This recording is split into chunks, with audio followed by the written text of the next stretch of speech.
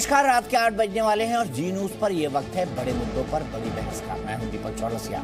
दिल्ली में जमीयत उलेमा हिंद का सर्वधर्म अधिवेशन हुआ। इसमें मुस्लिम धर्मगुरुओं के साथ दूसरे धर्मगुरुओं को भी न्योता दिया गया। अधिवेशन के पहले ही दिन जमीयत के प्रमुख मौलाना महमूद मदनी ने यह कहकर विवाद को जन्म दे दिया कि हिंदुस्तान इस्लाम की धरती है और इस्लाम भारत का सबसे पुराना धर्म है। इस पर विवाद शुरू ही हुआ था कि दूसरे ही दिन उनके चाचा और जमीयत के मौलाना अरशद मदनी ने अल्लाह और उनको एक बताकर नए विवाद को जन्म दे दिया। जब अरशद मदनी मंच से विवादित बयान दे रहे थे तभी वहां मौजूद संतों ने इसका विरोध किया। मंच पर मौजूद जैन धर्मगुरु लोकेश मुनि ने भी अरशद मदनी के बयान पर विरोध जताया और वो मंच छोड़कर चले गए। उनके साथ दूसरे धर्मगुरु भी थे। यहीं पर एक नया विवाद खड़ा हो गया, जिसका खुलासा जैन मुनि आचार्य लोकेश जी ने अब से थोड़ी ही देर पहले मेरे शो में किया है। जैन मुनि ने कहा कि जब वो मंच से नीचे उतर रहे थे तभी कुछ लोगों ने उनको घेर लिया, उनका गिरेबा पकड़ा और उन पर हमला करने की कोशिश की गई। तभी वहां मौजूद दूसरे संतों ने पुलिस से हस्तक्षेप करने को कहा, जिसके बाद पुलिस ने जैन मुनि लोकेश को वहां से सुरक्षित निकाला। अपने साथ हुई इस घटना से जैन मुनि बेहद आहत हैं। ऐसे में बड़ा सवाल है कि जमीयत के जिस मंच से सर्वधर्म की बात की जा रही थी वहां मुनि के गिरेबा पर हाथ क्यों डाला गया? क्या यह सही है? आखिर जोड़ने वाले मंच के नीचे तोड़ने वाले पंच के क्या मायने हैं? क्या बातों में विरोधाभास होने पर किसी के साथ बदसलूकी होनी चाहिए? और क्या यह संविधान संगत है? ऐसे ही सवालों के जवाब जानने की कोशिश करेंगे, लेकिन पहले बता दें कि आज की बड़ी बहस क्यों हो रही है। आज बड़ी बहस इसलिए हो रही है क्योंकि जमीयत के मंच से उतरने के बाद जैन मुनि के गिरेबा पर हाथ डाला गया।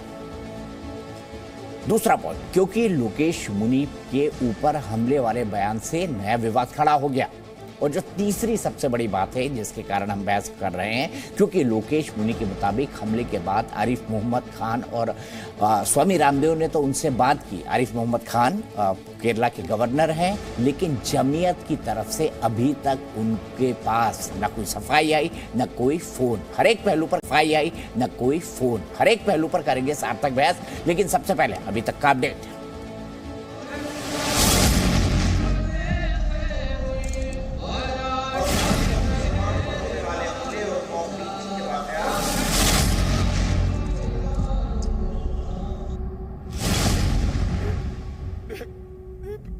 मुसलमान है, हमारा यह अकीदा है कि अल्लाह यानी ओम एक है, उसका कोई शरीक नहीं है।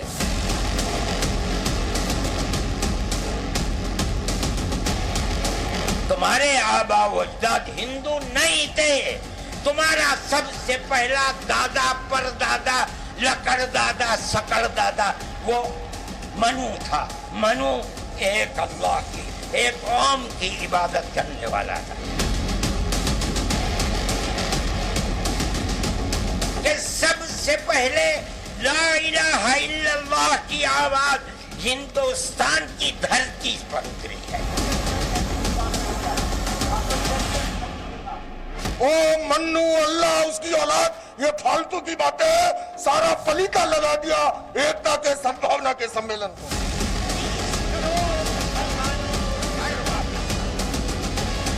मेरे साथ सर्वधर्म के संत थे। आप उनसे पूछिए किस तरह से वो गिरेबान पर हाथ डालने के लिए उचक उचक करके आ रहा था।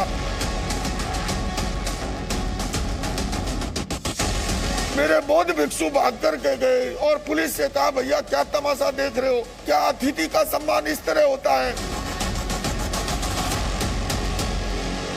ये तो मेरे सारे धर्मगुरु मेरे साथ थे, उन्होंने मुझे प्रोटेक्ट किया।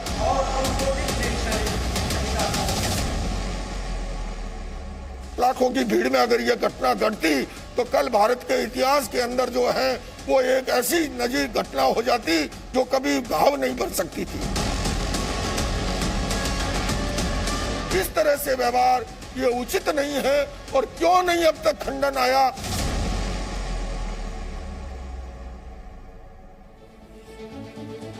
तो आइए सबसे पहले देखते हैं कि हमारे शो ताल ठोके में आचार्य लोकेश मुनि, जो कि जैन समाज के बहुत बड़े संत हैं, पिछले 5 दशकों से काम कर रहे हैं, उन्होंने कैसे रुआसे होकर अपनी बात रखी।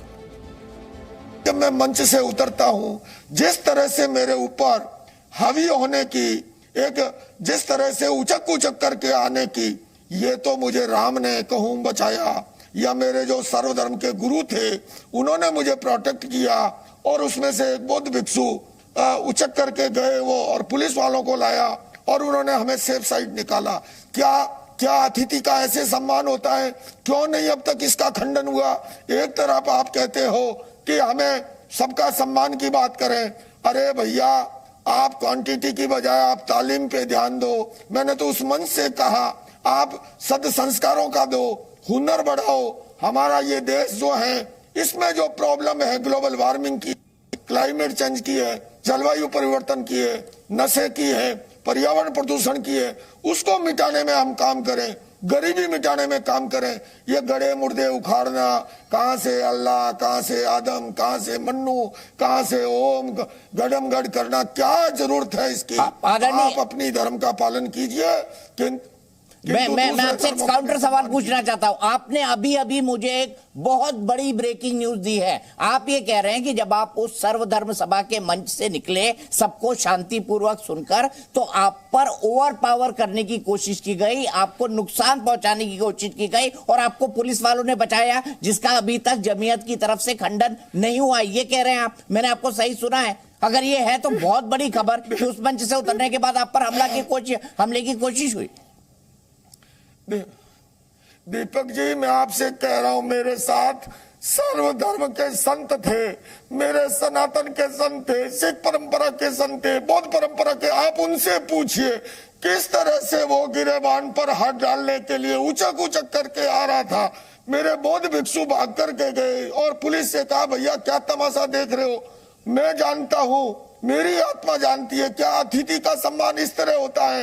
अरे हमारी भारत की संस्कृति अनेकता में एकता की, हमारी बहुलतावादी संस्कृति, भगवान महावीर का अनेकांत दर्शन कहता है हम अपने अस्तित्व की तरह दूसरों के अस्तित्व का भी सम्मान करें, अपने विचारों की तरह दूसरों के विचारों की भी आदर करें। तो कसम संविधान की में इसी मुद्दे पर बहस होगी और हमारे साथ खुद जुड़ चुके हैं माननीय आचार्य, आदरणीय आचार्य लोकेश मुनि जी। उनसे हम बात करेंगे, लेकिन साथ ही साथ मैं बता दूं भंते डी सुमेधो साहब हैं, बुद्धिस्ट मॉन्क हैं, बुद्धिस्ट धर्मगुरु हैं, जाने माने धर्मगुरु हैं, वो मेरे साथ जुड़े हैं। वो भी कल जमीयत के मंच पर मौजूद थे। मेरे साथ यहां पर जुड़ चुके हैं परमजीत सिंह चंडोक साहब, जो कि चीफ एडवाइजर हैं इंटरनेशनल अफेयर्स के, दिल्ली सिख गुरुद्वारा मैनेजमेंट कमेटी के। वो भी लोकेश मुनि जी के साथ मौजूद थे। और जो मंच से नीचे आए, मेरे साथ विजय शंकर तिवारी जी हैं विश्व हिंदू परिषद से, मेरे साथ मुस्लिम स्कॉलर के तौर पर ताहिरा हसन जी हैं, और मेरे साथ इस वक्त जुड़े हुए हैं राशिद शरीफ साहब, जो कि प्रेसिडेंट है SIMPBL के, यानी मुस्लिम पर्सनल लॉ बोर्ड के। मैं उनके पास भी जाऊंगा, लेकिन आचार्य जी, मेरा दिल, मतलब आपने जब से मुझे अपनी व्यथा सुनाई ना, मेरा दिल अभी तक रो रहा है। क्या इस बीच आपके पास जमीयत से मौलाना मदनी जी का, अरशद मदनी जी का, महमूद मदनी जी का कोई फोन आया? जी नहीं, मेरे पास कोई फोन नहीं आया। क्या आपने उनसे मेरे पास कोई फोन नहीं आया। क्या आपने उनसे संपर्क करके बताने की कोशिश की है? नहीं, मैंने तो उस समय मैं उनको शास्त्रार्थ का न्योता दे के आया था, मैं तो उसका इंतजार कर रहा हूं, और ये घटना मेरे लिए महत्वपूर्ण नहीं है। देखिए, मैं तो एक छोटा सा व्यक्ति हूं, मेरी शहादत कोई मायना नहीं रखती है। मैं उसके लिए ये नहीं चाहता हूं कि वो कोई माफी मांगे, एक ब्रश ना करे, मुझे उसकी जरूरत नहीं है। मैं तो कल ही माफ कर चुका हूं, मैं इस घटना को भुला चुका हूं एक तरह से। मैं तो महावीर का शिष्य हूं। वो कहते हैं क्षमा वीरस्य भूषणम। महावीर कहते हैं, राष्ट्रकवि दिनकर कहते हैं, क्षमा शोभती उस भुजंग को जिसके पास गरल हो, उसको क्या जो दंतहीन विषयहीन विनीत सरल हो। मेरा किसी से वैर विरोध नहीं है। खामे मी सब जीवे सब्बे जीवा खमन तुम्हें, मिट्टी में सब भुए जू वैरम मज्जन केणी। पर मेरा ये अवश्य कहना है, हम और आप बाद में, पहले हमारा देश है।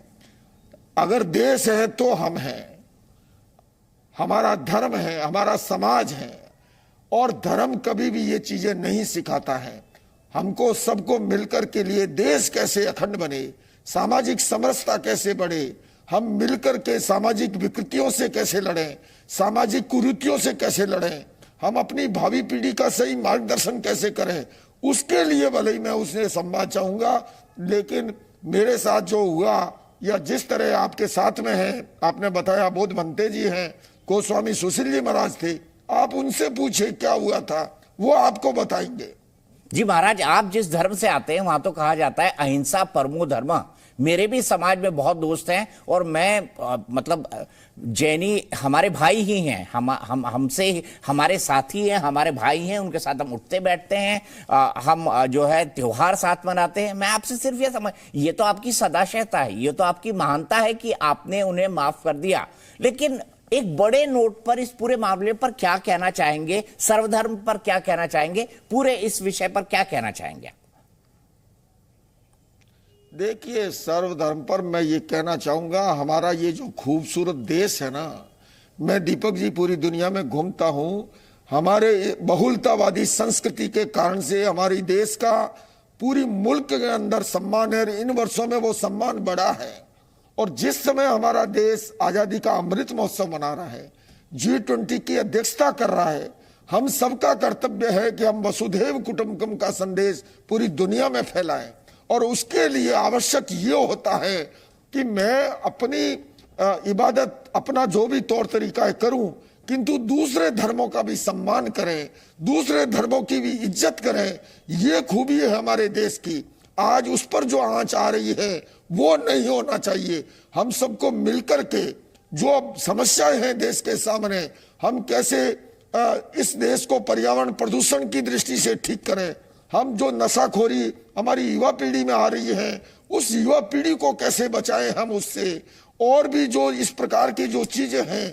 आज अपेक्षा उस बात की है, आजादी के अमृत महोत्सव में हम राजनीतिक दलों को देखते हैं, वो 15-20 दल मिलके एनडीए यूपीए के नाम से कॉमन मिनिमम प्रोग्राम बना के 5-15 वर्ष तक साथ में सरकार चला लेते हैं। अरे भला हम धर्मगुरु साथ मिलके काम क्यों नहीं कर सकते? धर्म तो हमें जोड़ना सिखाता है, धर्म तोड़ना नहीं सिखाता। धर्म के क्षेत्र में हिंसा, घृणा, भय, नफरत का वो स्थान ही नहीं है। और कल भी हम जो धर्मगुरु गए थे, हम तो सद्भावना सम्मेलन के निमंत्रण पर गए थे। उस सद्भावना सम्मेलन में इस विवाद से पहले जितने वक्तव्य हुए, सनातन परंपरा के, जैन परंपरा के, सिख परंपरा के, सबने समरसता की बात की थी। वहां पर जो है किसी ने कोई नहीं। और मदनी साहब ने इतनी विवादास्पद बातें, राम को नकारना, शिव को नकारना, अपने आप को प्राचीन श्रेष्ठ सिद्ध करना, फिर भी सबने ध्यान से सुना, किसी ने दखलंदाजी नहीं दी। और बाद में भी मैंने मंच से बात रखी तो मैंने कहा, आप मेरी उम्र में पिता तुल्य हैं, मैं आपकी बात से सहमत नहीं हूं, इसलिए मैं शास्त्रार्थ का न्योता देता हूं, आप आइए, चाहे मुझे सहारनपुर बुलाइए। मेरे मन में उनके प्रति पहले भी सम्मान था, आगे भी रहेगा। लेकिन इतना अवश्य कहना चाहूंगा, उनका और मेरा सबका कर्तव्य है, हम अपनी भावी पीढ़ी का सही मार्गदर्शन करें, नफरत के बीज नहीं बोए, सद्भावना के बीज बोए, राष्ट्र को मजबूत बनाए। राष्ट्र है तो हम हैं, राष्ट्र नहीं है तो हमारा कोई वजूद नहीं है। और ये सनातन की अस्मिता पे अगर सवाल नहीं होता तो मैं प्रतिकार नहीं करता।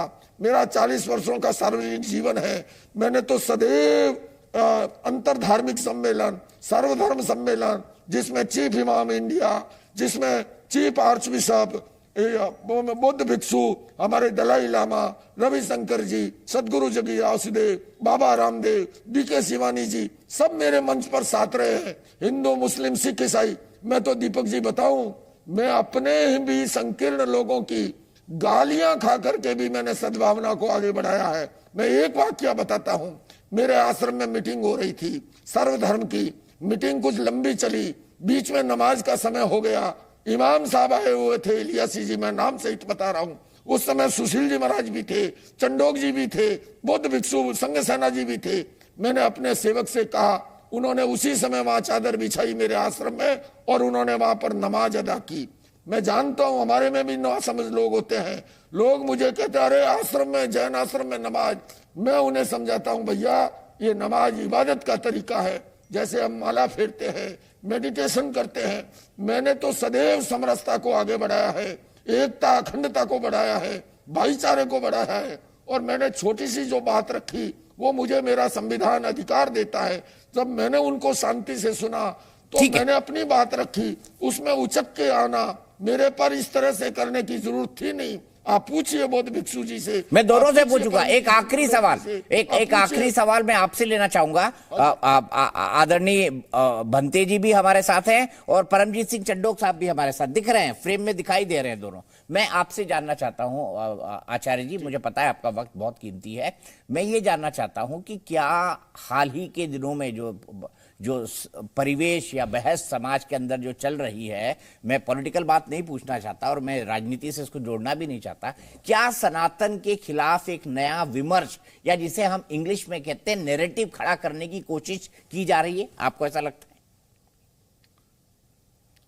देखिए, कल का जिस चीज की जरूरत नहीं थी, अचानक उस बात को लाया गया, गढ़ा गया, मढ़ा गया, और उसके बाद की अब मुझे स्क्रिप्ट जो समझ में आती है, मैंने अपना जब वक्तव्य दिया, मेरा आखिरी श्लोक था, आओ मिलकर बैठे आपस में बात करें, 4 कदम ही सही चलने का साथ करें, यूं तो दूरी से दूरी बढ़ती जाएगी, कभी तो हम खुद से खुद की मुलाकात करें।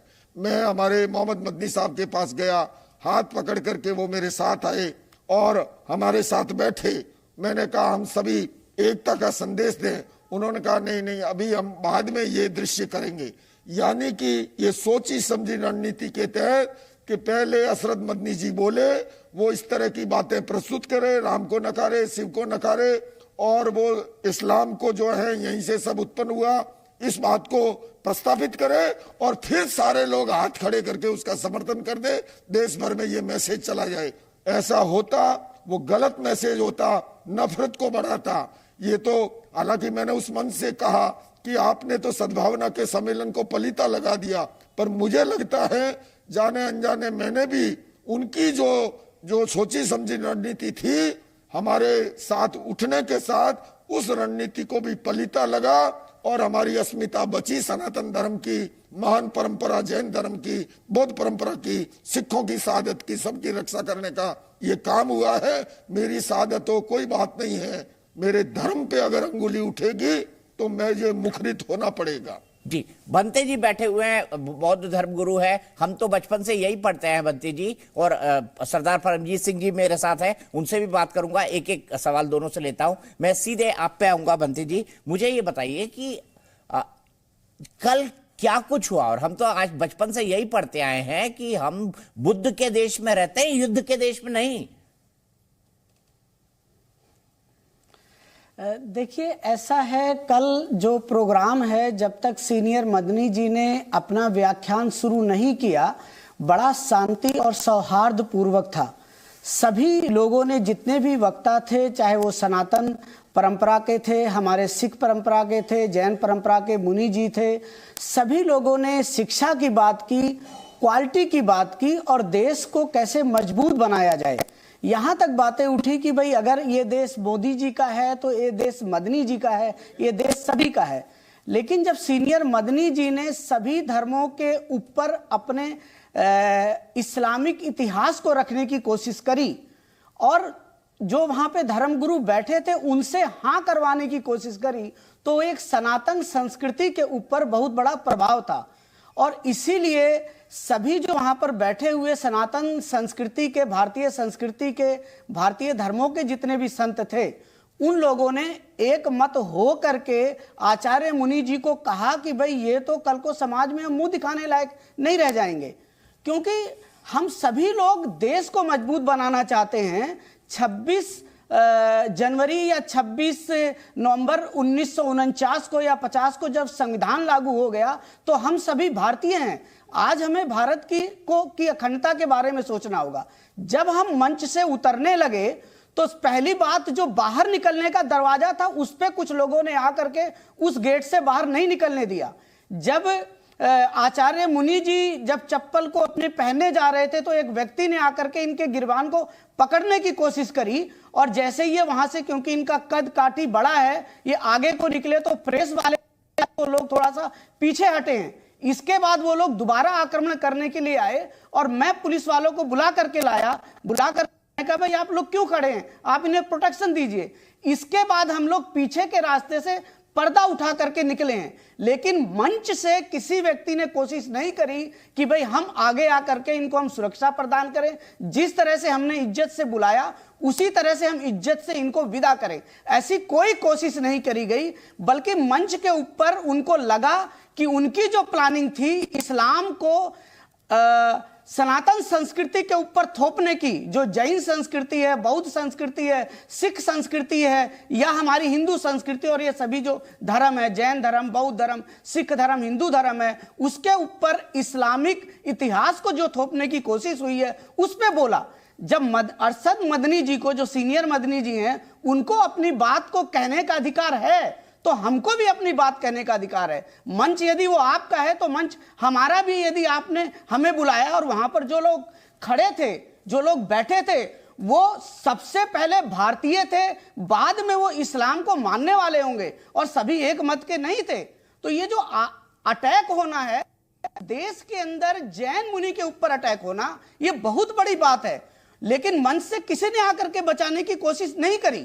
इस बात को हमने कल ज्यादा नहीं उठाया क्योंकि ये बात जो है एक बड़ी समाज के अंदर असहिष्णुता पैदा करती।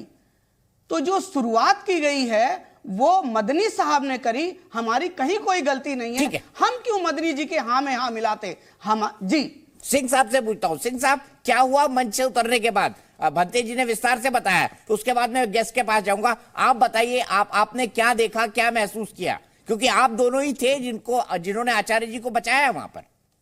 दीपक जी, जब मेरे भाई लोकेश जी नीचे उतरे तो एक 6-6.5 फुट हाइट का जनाब थे, वो आए और उसने मतलब गंदी गाली दे के ये बोला हमें कि आप धर्म का ठेका उठा के बैठे हुए हो, और उछल के आया। पर वो किस्मत से लोकेश जी जरा आगे निकल गए और उनके ऊपर उसका हाथ नहीं पड़ा, और मैं उनको अपनी जप्फी में लेके, हालांकि मैं हाइट में छोटा हूँ, मैं जप्फी में लेकर वो निकला आगे। तो आगे प्रेस वाले आ गए, प्रेस वालों ने अपने सवाल पूछने चाहे और इतनी देर में बहुत विष्णु जी ने अपना ले आए थे पुलिस वालों को।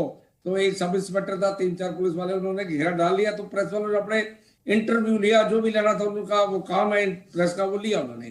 तो लोकेश जी ने अपना इंटरव्यू दिया। हमें थोड़ा दुख की बात है कि हम एक सद्भावना सम्मेलन में गए थे और उसमें जो बोला गया उसको हमने खिलाफत कर दी। ठीक है, हमें नहीं अच्छा लगा, हमने खिलाफत कर दी।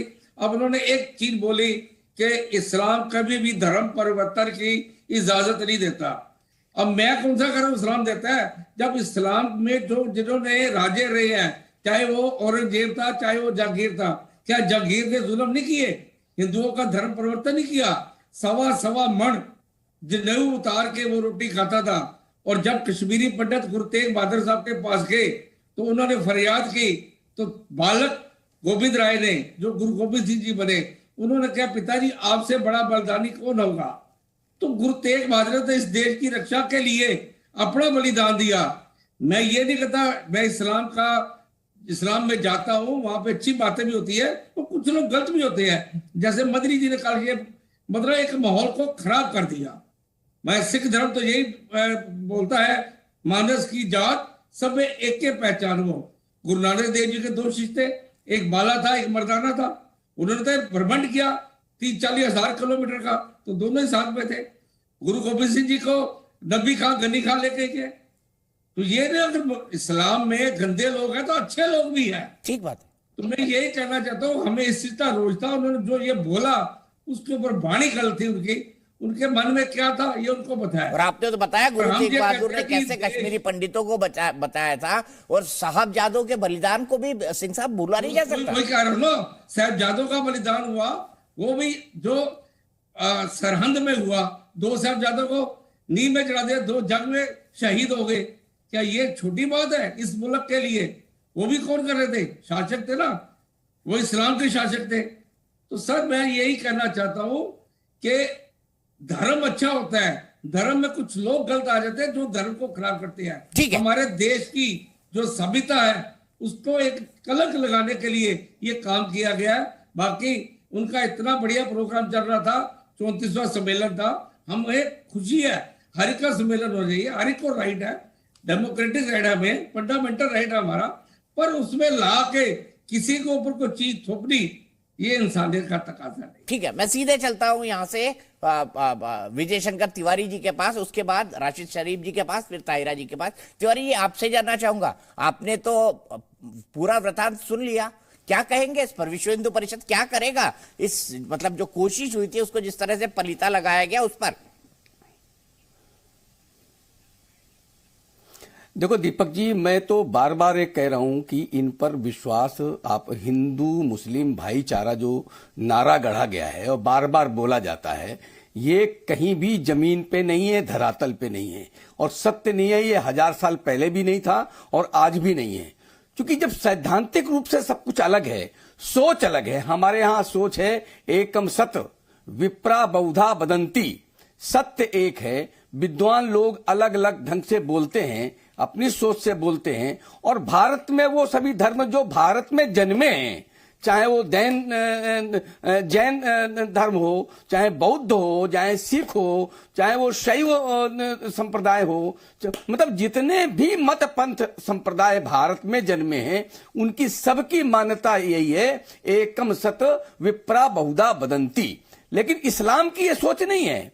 इस्लाम में तो 5 बार नमाज क्या पढ़ते हैं, अल्लाह एक है और उसको जो मानते हैं वही एक तरफा सारा विषय है, बाकी उनके लिए नगण्य है। ठीक है, हम कहते हैं 11वीं शताब्दी में वो जो आप एक घटना, एक मिनट, पृथ्वीराज चौहान पर मोहम्मद गोरी ने 17 बार आक्रमण किया था। 16 बार पृथ्वीराज चौहान ने मोहम्मद गोरी को पराजित किया। एक बार पराजित होने के बाद पृथ्वीराज चौहान के साथ कैसा दुर्दांत व्यवहार किया गया, ये सबकी आंखें खोलने के लिए पर्याप्त है। ये हिंदू मुस्लिम भाईचारा न कभी था और न होने वाला है, क्योंकि वैचारिक सोच बिल्कुल भिन्न है। ठीक है, वैचारिक सोच अलग अलग है। राशिद शरीफ साहब, और मैं जोरों से रिक्वेस्ट करूंगा छोटे छोटे जवाब रखें और बेहतर होगा। और जो बाकी संतों के साथ हुआ, महंतों के साथ हुआ, बौद्ध धर्म के साथ के प्रतिनिधियों के साथ हुआ, आदरणीय परमजीत सिंह जी के साथ हुआ, क्या कहेंगे इस पर? बिल्कुल दोनों के धर्म बिल्कुल अलग अलग है, दोनों की सोच बिल्कुल अलग अलग है। आप देखिए, मैं जो भी अभी सुन रहा था आचार्य जी के, लोकेश जी के बारे में, जैन जी के बारे में जो हुआ है उनके साथ, मेरे को भी बड़ी तकलीफ हुई, क्योंकि यहाँ पे हैदराबाद में जैन समाज के जो मुखिया है वो सुरेंद्र लोनिया, बड़े अच्छे ताल्लुकात है मेरे उनके साथ। आप देखिए, आप अब जो अभी वीएचपी साहब जो बता रहे थे, वीएचपी जो बैठे हुए उनके पास आपके टीवी स्टूडियो में, घर वापसी, हिंदू राष्ट्र, जब मालूम है सब एक है, मालूम है हिंदुस्तान सबका है, ये किस तरीके से बातें फैलाते फिर ये आप लोग? जब मालूम है सब एक है, जबान अलग अलग होंगी मगर हिंदुस्तानी है, सब हिंदुस्तानी है।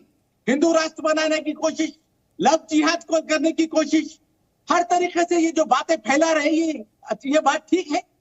ये बांटती है लोगों को, ये बिल्कुल बांटती है लोगों को। एक आवाज में आप अगर बात करेंगे, मजहब नहीं सिखाता आपस में पैर रखना। आप अगर आपके मदनी साहब जो अरशद मदनी साहब जो करे हैं, मैं समझता हूं आज की डेट में ये काम नहीं करना चाहिए। सरदार जी अलग है, जैन अलग है, हिंदू अलग है, मुस्लिम अलग है, सब अलग। ओम एक है, अल्लाह एक है, मुसलमान भी नाराज है, ये बात पे मुसलमान भी नाराज है। ठीक है, मुसलमान भी ओम और अल्लाह एक को कहने से नाराज है। आचार्य लोकेश मुनि आज हमारे शो ताल ठोके में थे और उन्होंने कई बातें कही। उन्होंने कहा कि जमीयत के मंच से उतरने के बाद उनके साथ बदसलूकी हुई, उनके गिरेबां तक हाथ डालने की कोशिश की गई। ये बात की तस्दीक जो है, तस्दीक में कराना नहीं चाहता था, जरूरत नहीं थी, उनकी बात ही सब कुछ थी। लेकिन इसके बाद भी सरदार परमजीत सिंह चंडोक और आदरणीय बौद्ध धर्मगुरु बंते साहब ने उनकी बात की तस्दीक भी की। क्या कहा था आचार्य लोकेश मुनि ने उस शो में, आइए देखते हैं। जब मैं मंच से उतरता हूं, जिस तरह से मेरे ऊपर हावी होने की, एक जिस तरह से उचक उचक करके आने की, ये तो मुझे राम ने कहूं बचाया या मेरे जो सर्वधर्म के गुरु थे उन्होंने मुझे प्रोटेक्ट किया। और उसमें से एक बौद्ध भिक्षु उचक करके गए वो और पुलिस वालों को लाया और उन्होंने हमें सेफ साइड निकाला। क्या अतिथि का ऐसे सम्मान होता है? क्यों नहीं अब तक इसका खंडन हुआ? एक तरफ आप कहते हो कि हमें सबका सम्मान की बात करें, अरे भैया आप क्वांटिटी की बजाय आप तालीम पे ध्यान दो। मैंने तो उस मंच से कहा आप सद संस्कारों का दो, हुनर बढ़ाओ। हमारा ये देश जो है इसमें जो प्रॉब्लम है ग्लोबल वार्मिंग की, क्लाइमेट चेंज की है, जलवायु परिवर्तन की है, नशे की है, पर्यावरण प्रदूषण की है, उसको मिटाने में हम काम करें, गरीबी मिटाने में काम करें। ये गड़े मुर्दे उखाड़ना। दीपक जी मैं आपसे कह रहा हूं, मेरे साथ सर्वधर्म के संत थे, मेरे सनातन के संत थे, सिख परंपरा के संत थे, बौद्ध परंपरा के। आप उनसे पूछिए किस तरह से वो गिरेबान पर हाथ डालने के लिए उचक उचक करके आ रहा था। मेरे बौद्ध भिक्षु भाग करके गए और पुलिस से कहा भैया क्या तमाशा देख रहे हो। मैं जानता हूं, मेरी आत्मा जानती है क्या अतिथि का सम्मान इस तरह होता है। अरे हमारी भारत की संस्कृति अनेकता में एकता की, हमारी बहुलतावादी संस्कृति, भगवान महावीर का अनेकांत दर्शन कहता है हम अपने अस्तित्व की तरह दूसरों के अस्तित्व का भी सम्मान करें, अपने विचारों की तरह दूसरों के विचारों की भी आदर करें। सीधे चलता हूं तायरा हसन जी के पास। तायरा जी क्या कहेंगी पूरी घटना पर? देखिए बहुत दुखद है, क्योंकि सबसे बड़े लोकतंत्र में जो संविधान से चलता है, संविधान से ऊपर कुछ नहीं है। कोई ना इस्लामित्व ना हिंदुत्व, सबसे बड़ी किताब हमारी इस वक्त कॉन्स्टिट्यूशन है। तो वहां पे सबको अधिकार है कि अपनी बात कहें। डिफरेंस ऑफ ओपिनियन की रिस्पेक्ट होनी चाहिए। और मैं जैन मुनि साहब को बड़े रिस्पेक्ट के साथ कहती हूँ कि मैं उनकी इस बात से 100% एग्री करती हूँ कि जमात उलमा हिंद को इस समय इशू उठाना चाहिए था। जो कम्युनिटी में एजुकेशन नहीं है, ये मेन इशू था जो उन्हें उठाना चाहिए था। हमारी बेटियों को कैसे एजुकेशन बेहतर दिया जाए, इस पे बात करनी चाहिए थी। पर्यावरण पे बात करनी चाहिए थी। जिस तरह से पर्यावरण का इफेक्ट पड़ रहा है, जिस तरह से पेड़ पौधे कट रहे हैं, जिस तरह से सब पूरी तरह से ये आप देख रहे हैं कि किस तरह से जमीनें खिसक रही हैं, शहर के शहर खिसक रहे हैं। तो इस पे बात करनी चाहिए थी कि क्या किया जाए और इस्लाम की तरफ से वो क्या बताते हैं एजुकेशन के बारे में, खासकर बेटियों के एजुकेशन के बारे में कैसे स्ट्रेंथन किया जाए, इनको कंप्यूटर की ट्रेनिंग दी जाए, ना कि यहाँ पे इस्लाम क्यों पढ़ाने लगे। मुझे नहीं लगता। ठीक है, आपको लगता है इस्लाम नहीं पढ़ाना था। मैं प्रोफेसर जुनैद हारिस के पास चलता हूं, फिर विजय शंकर जी के पास जाऊंगा। प्रोफेसर साहब, इस्लाम नहीं पढ़ाना था उनको वहां पर? ताहिरा जी साफ साफ कह रही हैं।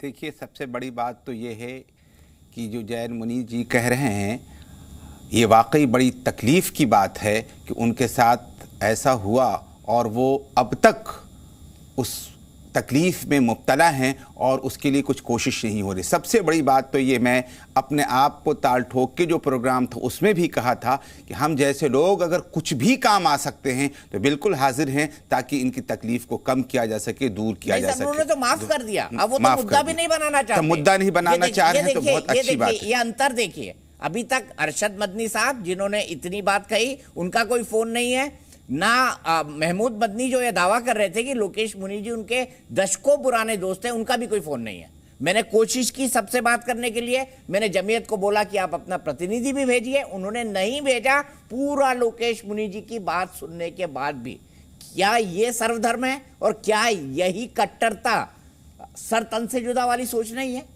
नहीं, मैं ये कह रहा हूं कि आखिर किस वो सदमे में मुब्तला है मैं नहीं कह सकता हूं, लेकिन हकीकत में यह टेलीविज़न पे बात करने की नहीं है।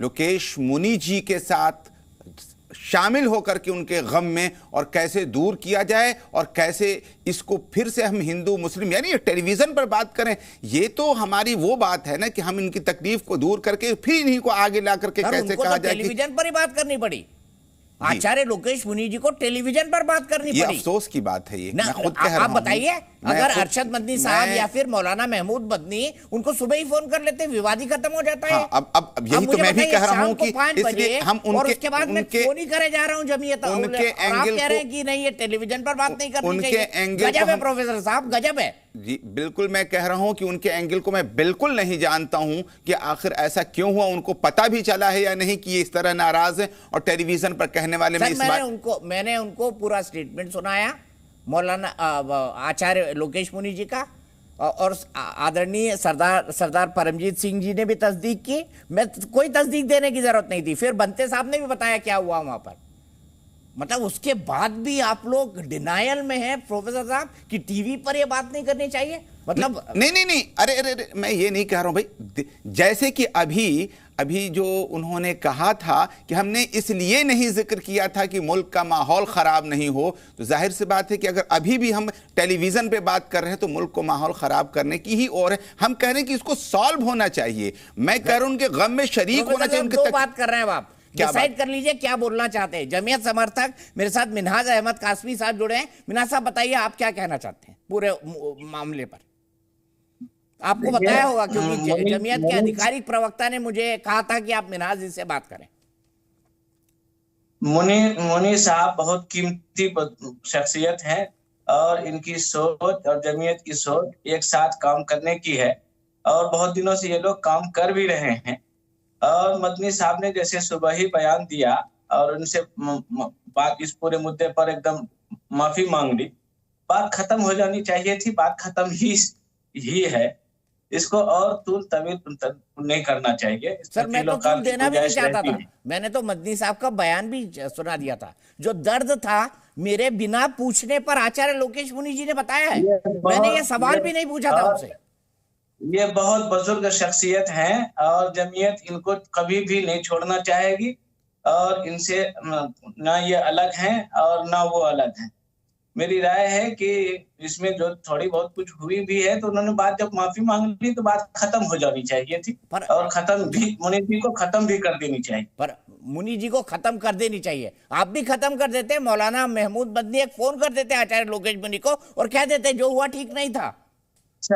लेकिन मंच से उन्हें कोई बचाने नहीं आया। मिनहाज अहमद कासमी जी सब कह रहे हैं कि मंच से कोई बचाने नहीं आया। अरे कोई छोड़ने ही आ जाता, आपने उनको बुलाया था, वो आपके मेहमान थे। नहीं तो आप देखिए ना कि मतलब पीछे मौलाना हकीमुद्दीन साहब जा रहे हैं, उनके साथ हैं, तो मतलब जैसे उसमें फिर इसी तरह की बात आती कि वो उन पर ये हुआ वो हुआ। बहरहाल मदनी साहब ने ये कहा कि हम 100 मर्तबा माफी मांगते हैं, तो बात तो वही खत्म हो जाती है। सर देखिए, माफी उन्होंने जो विवाद खड़ा हुआ उसके लिए मांगी। आचार्य लोकेश मुनि जी का मामला तो अलग है, पूरे मामले से अलग है। ये तो शाम को मालूम पड़ा कि ऐसा भी कुछ हुआ है। क्या आपको पता है आचार्य लोकेश मुनि के साथ ऐसा हुआ था? ये बताइए मिनहाज साहब। देखिए, जो मेन प्रोग्रामर हैं, जब उन्होंने ही सारी बातें कह दी तो उसमें अब कुछ बचता नहीं। ना मिनहाज साहब, क्या आपको पता था आचार्य लोकेश मुनि के साथ ऐसा हुआ, बदसलूकी हुई, उनको गिरेबा पर हाथ डालने की कोशिश की गई, किसी ने उन पर हाथ चलाया लेकिन वो बच गए? हम लोग भी वहां थे, लेकिन वैसा हमें तो नहीं लगा कुछ। और उनको वो महसूस हो रहा है अगर मुनि जी को, तो जो बात सुबह ही मदनी साहब ने कर दी तो बात इसमें गुंजाइश रहती नहीं। अरे मैं कह रहा हूँ कि लोके आचार्य जी को, आदरणीय आचार्य जी को एक फोन कर देते महमूद मदनी साहब, क्या दिक्कत थी? हो सकता है कि बातचीत इनकी गुप्त सुनी जारी हो और करें भी।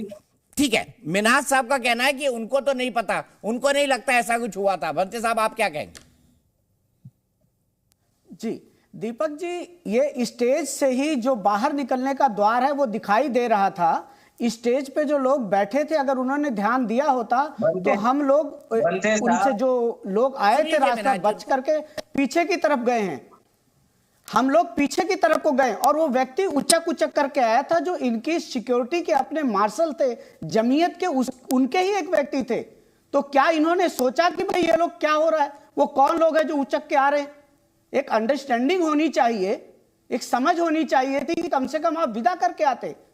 हम पीछे के रास्ते से कैसे हाथ पकड़ करके पुलिस वालों की प्रोटेक्शन से निकल रहे हैं हम जानते हैं। किस तरह से आचार्य जी को गाड़ी में बैठाया गया है ये हमको पता है।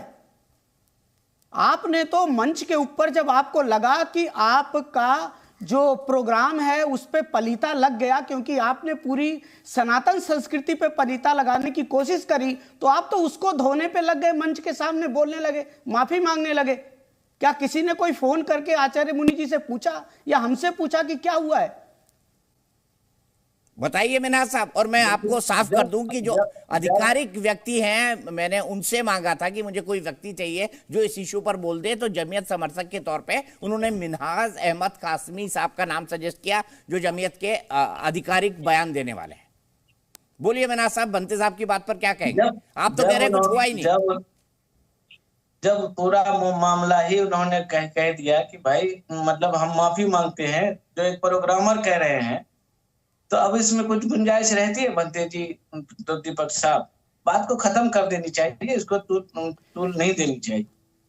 मेरी विनती है बनते साहब, आप इसको, अगर वहां कुछ, मुझे तो नहीं लगता कुछ हुआ।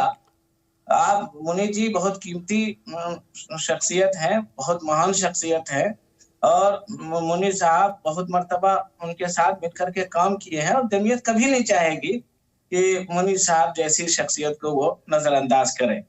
सरदार साहब, आप कुछ कहना चाहेंगे?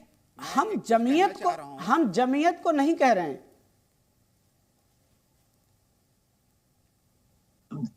देखिए, आप किसी को भी कह रहे हो बनते साहब, मेरी आपसे रिक्वेस्ट, हम्बल रिक्वेस्ट है कि इस मामले को आज ही यहीं खत्म कर दें। हो सकता है मदनी साहब उनके पास जाएं, उनको बुलाएं, जैसा कि बहुत दिनों से ये लोग साथ में मिल बैठ करके काम करते हैं। क्यों ले रहे?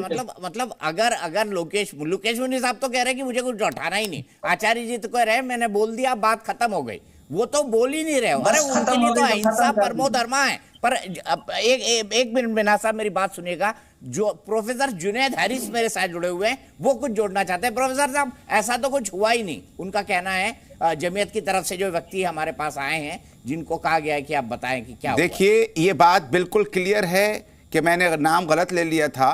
लोकेश मुनि जी के साथ, लोकेश मुनि जी को और पूरे के पूरे जो लोग भी साथ में, सबको तकलीफ हुई, और जमीयत की जिम्मेदारी होती है कि वो उनसे माफ़ी मांगे, जा करके या बुला करके। बात इसकी नहीं है, जितने जल्दी ये हो और वो टेलीविजन पर आना चाहिए ताकि मुल्क का माहौल बेहतर हो सके। मैं पूरी तरह से इस बात को समर्थन करता हूँ। वो सुबह ही आ गए। बड़ी शख्सियत मुनि साहब हैं, बड़ी शख्सियत मदनी साहब हैं। उन दोनों का आपस में गले मिलेंगे, जो कुछ भी होगा बहुत आपस में आदर, संस्कार, सम्मान है उन दोनों में, और मिलकर के पीछे भी काम किए हैं, आगे भी काम करेंगे। बस वो दोनों समझेंगे मोहब्बतों को। अब हम लोगों को इसमें कुछ नहीं करना चाहिए। लेकिन आप चाहेंगे, आप आचार्य लोकेश मुनि की बात को खारिजी क्यों कर रहे हैं? ये क्यों कह रहे हैं कि ऐसा तो कुछ हुआ ही नहीं?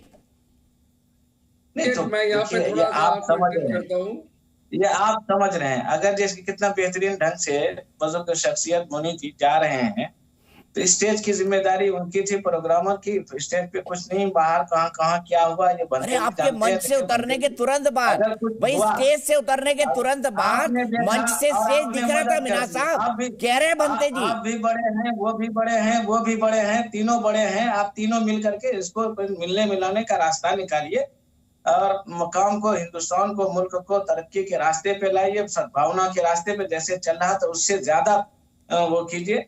जब उन्होंने सुबह ही बात कही थी तो बात खत्म हो जानी चाहिए। बनते साहब क्या कहेंगे आप?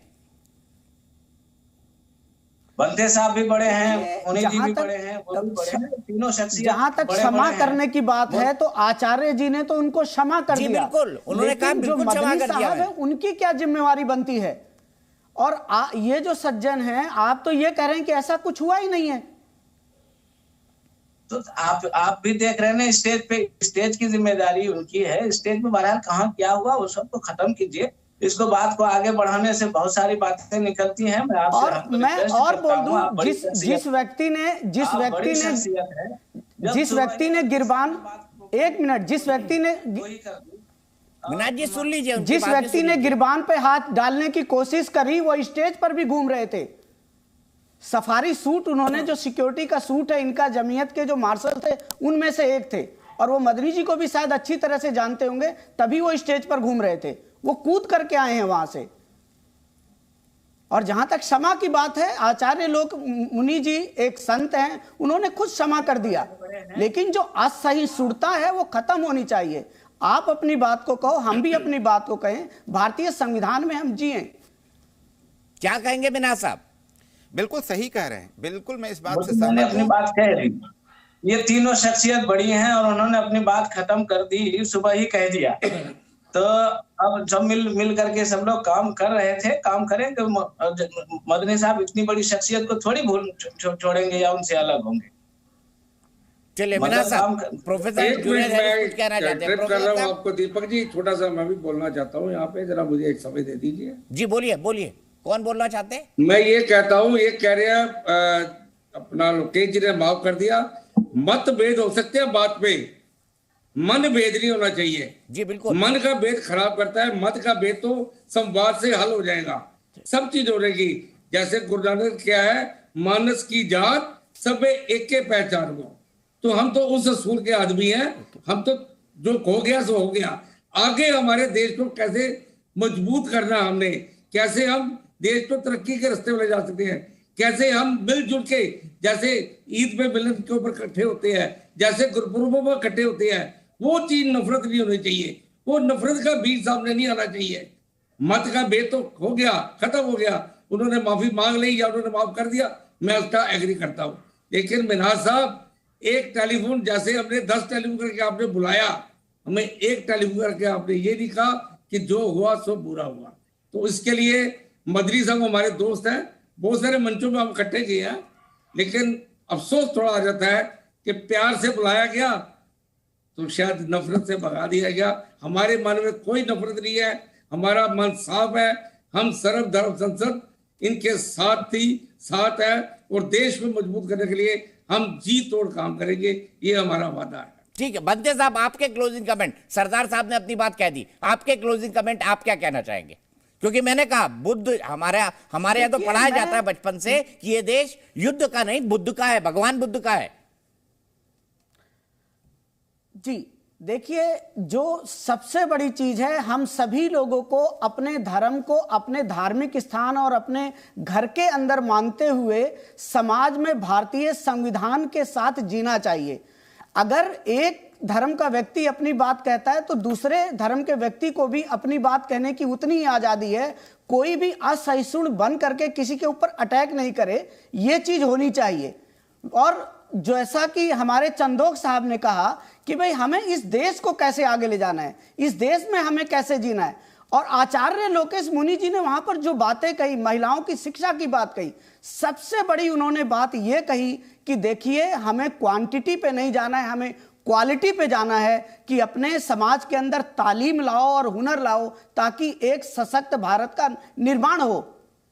तो इन चीजों पर हमें आगे बढ़ना है। बाकी कोई क्षमा की जो बात है तो मुनि ने तो क्षमा कर दिया है, लेकिन मदनी साहब के तरफ से भी मुनि जी से क्षमा मांगने की बात मैंने कहीं नहीं देखी। मैंने जितने इंटरव्यू देखे हैं वो अपनी वही आज भी वही आदम की बात और दूसरी बात पर अड़े हुए हैं। मैं खुद इंटरव्यू को देख रहा हूं, वो ये कहें कि ऐतिहासिक रूप से क्या है, जो महावीर स्वामी हैं वो भगवान बुद्ध से लगभग 25 वर्ष बड़े थे। बुद्ध के बाद महावीर आते हैं, महावीर के बाद और लोग आते हैं जो हमारा सांस्कृतिक देन है। हमारे क्या कहते हैं, गुरु नानक देव जी आते हैं, कबीर आते हैं, रविदास आते हैं।